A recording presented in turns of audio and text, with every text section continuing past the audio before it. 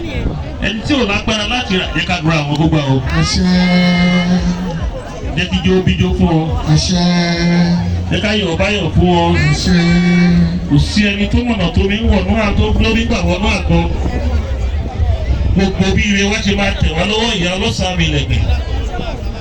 má jẹ́ kí ọ̀tá kankan mọ̀ o. má jẹ́ kí ọ̀rẹ́ kankan mọ̀ gbà tó máa dé. àmú ìpèsè wá jẹ́ kí jó bíjó fún ọ. ní adélẹ̀ lérí o. yẹ kílẹ̀ lérí. ẹsùn sẹ́yìn dáadáa ká fún space kẹjọ kọ́ra èkó ẹsùn sẹ́yìn dáadáa ẹsùn sẹ́yìn àti ẹsùn sẹ́yìn bọ̀ ẹsùn sẹ́yìn.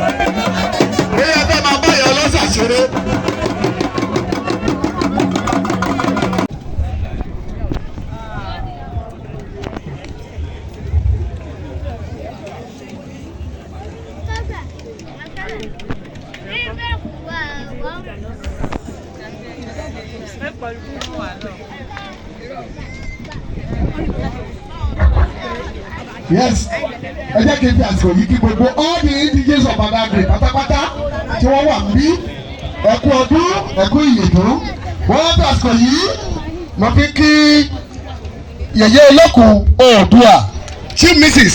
Abọ́sẹ̀dé Muat Talabi tamosi Nyọ́nọ́gan gbogbo Badagry to the podium for his keynote address on this very program.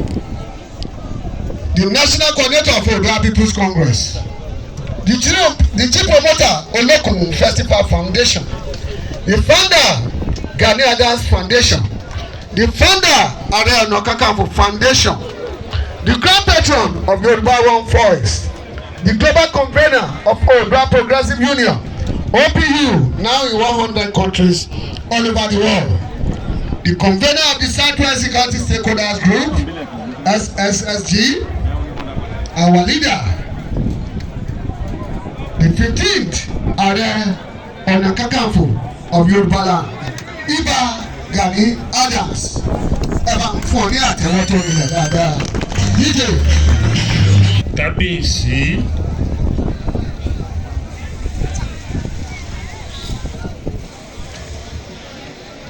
Ọba of Badagry tí àwa pè ní Ọ̀hẹ́lú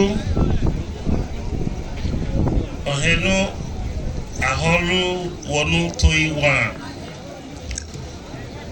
the Akran of Badagry tó jẹ́ host of Àtúbà alálejò bíbá yìí lónìí. Ẹ bá mi ní kábíyèsí o.